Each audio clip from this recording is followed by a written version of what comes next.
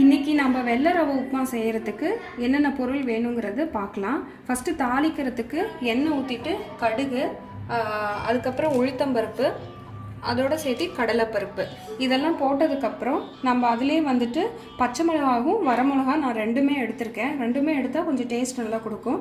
அதோட கருவேப்பிலை, அப்புறம் தேவையான அளவு வெங்காயம். இப்போ 4 பேர் நாங்கள் சாப்பிட்றதுனால நான் வந்து 2 பெரிய சைஸ் ஆனியன் வந்து இங்கே கட் பண்ணி வச்சுருக்கேன் ஸ்லைஸாக. ரவை வந்து உங்களுக்கு ஆக்சுவலி 1.5 கப்பு தேவைப்படும். இப்போ நான் காமிக்கிறதுக்கு 1 டம்ளர் ரவை இங்கே இருக்குது. அதோடு சேர்த்து உப்பு நமக்கு தேவையான அளவு. இதெல்லாம் தான் நமக்கு வந்து ரவை உப்புமா செய்கிறதுக்கான பொருள்.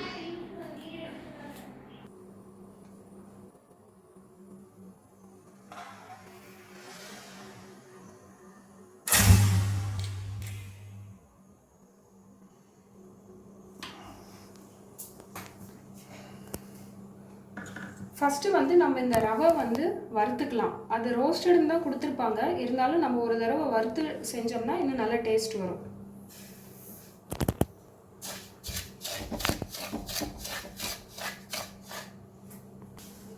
பேர்த்துக்கு செய்கிறதுனால நான் 1.5 டம்ளர் ரவை போட்டிருக்கேன். இதில்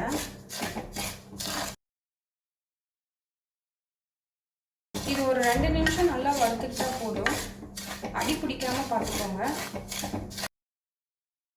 ஓரளவுக்கு கொஞ்சம் லேசாக சூடானோங்க இதிலே 1 ஸ்பூன் எண்ணெய் ஊற்றி வறுத்துக்கலாம்.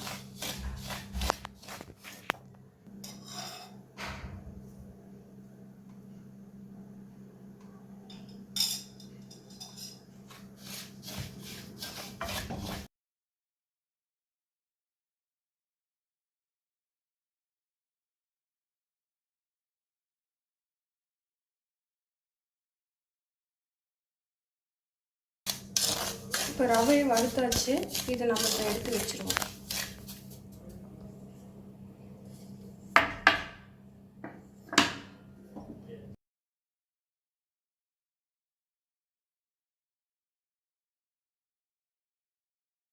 ஃபஸ்ட்டு அடுப்பு பற்றிட்டு தேவையான அளவு எண்ணெய் ஊற்றிக்கலாம். உப்புமாவுக்கு கொஞ்சம் எண்ணெய் கூடுதலாக இருந்தால் தான் டேஸ்ட் நல்லா வரும்.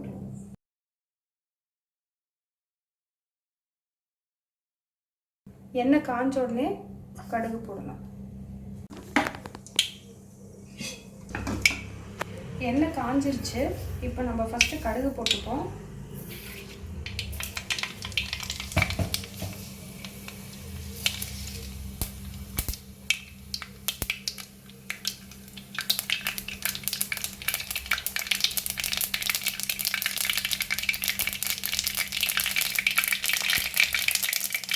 கடுகு பொரிஞ்சோடனே அதோட உளுத்தம்பருப்பு, கடலைப்பருப்பு,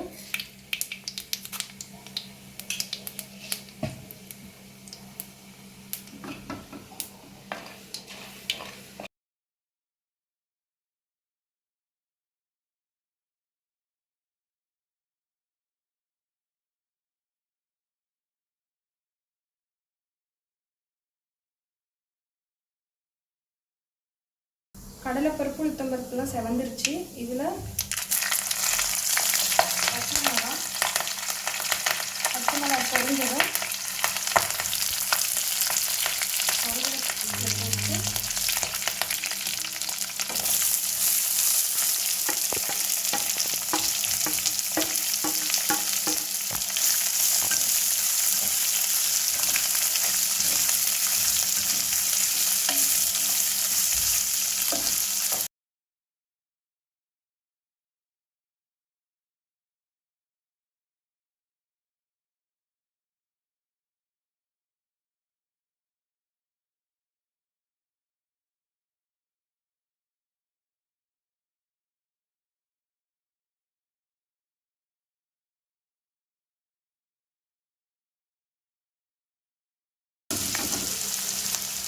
வெங்காயம் கொஞ்சம் சட்டுன்னு வேகிறதுக்கு இதோட கொஞ்சம் உப்பு போடுவோம்.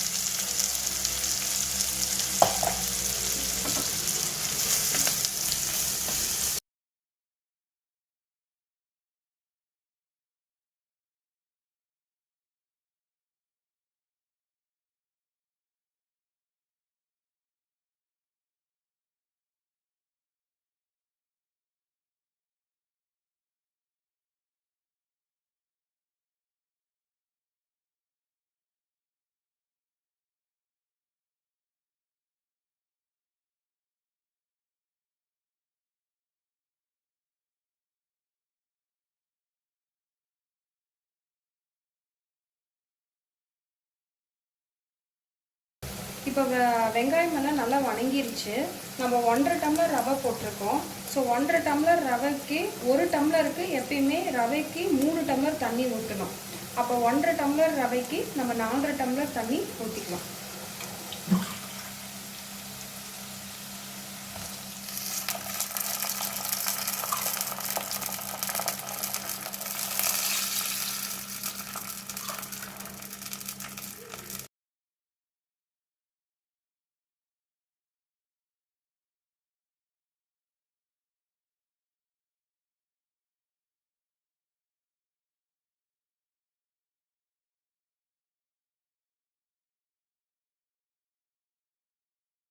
இப்போ இந்த உப்புமாவுக்கு தேவையான அளவுக்கு உப்பு போடலாம். கல் உப்பு போட்டால் கொஞ்சம் டேஸ்ட்டாக இருக்கும்.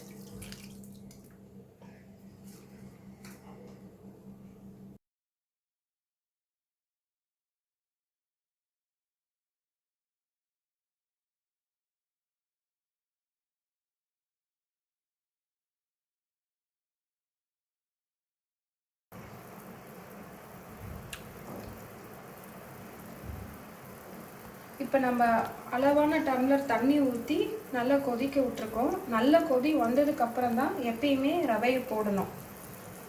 உப்புமா செய்யும்போதும் சரி, இல்லை சேமியா செய்யும்போதும் சரி, ரெண்டோட முக்கியமான ஒரு பாயிண்ட் என்னென்னா, நல்ல தண்ணி கொதிச்சதுக்கப்புறம் தான் ரவையோ இல்லை சேமியாவோ போட்டு கிளறணும்.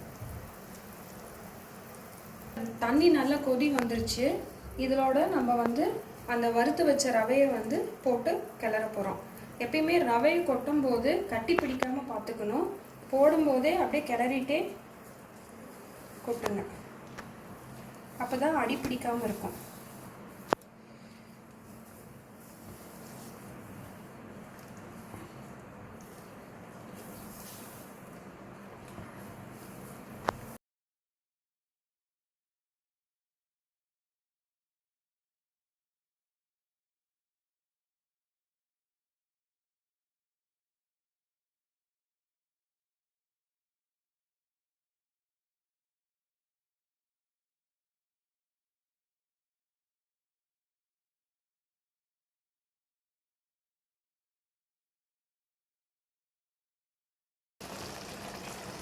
இதோட பொடியாக கிள்ளி வச்ச கொத்தமல்லியும் போட்டு தூவிடலாம்.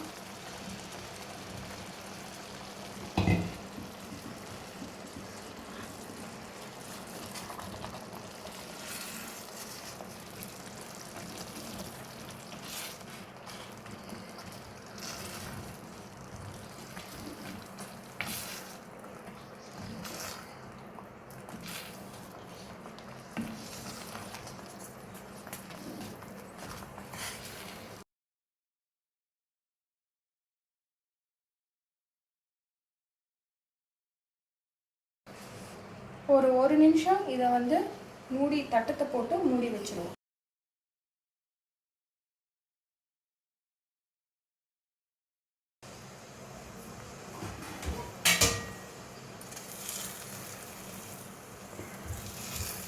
ஒரு நிமிஷம் தட்டத்தை போட்டு மூடி வச்சிருக்கோம். லாஸ்ட்டாக ஒரு நிமிஷமாவது தட்டத்தை போட்டு மூடி வச்சிங்கன்னா தான் இந்த உப்புமா கொஞ்சம் நமக்கு பார்க்க பளபளன்னு நல்லா வரும். உப்புமானாலும் சரி, சேமியானாலும் சரி, லாஸ்ட்டாக ஒரு நிமிஷம் நல்லா போட்டு மூடி வச்சு சிம்மில் வச்சு அடுப்பை விட்டுறணும்.